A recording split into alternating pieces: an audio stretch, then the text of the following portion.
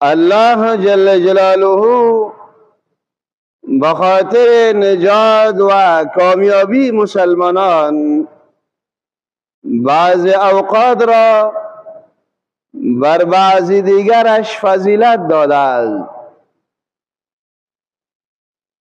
به طور نمونه مثال قسمتتان عرض بکنم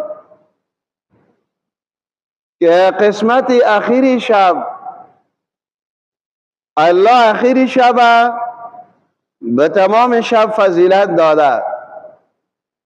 در روزها الله جل جلاله روز جمعه را فضیلت داده. در ماهها ماه مبارک رمضان فضیلت داده.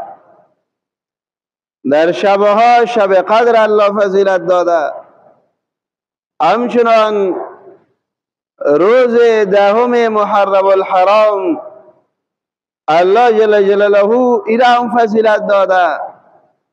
و همچنان در روز اول ماه ذوالحجه، دهه اول ماه ذوالحجه که الله جل جلاله در روز فضیلت دادگی.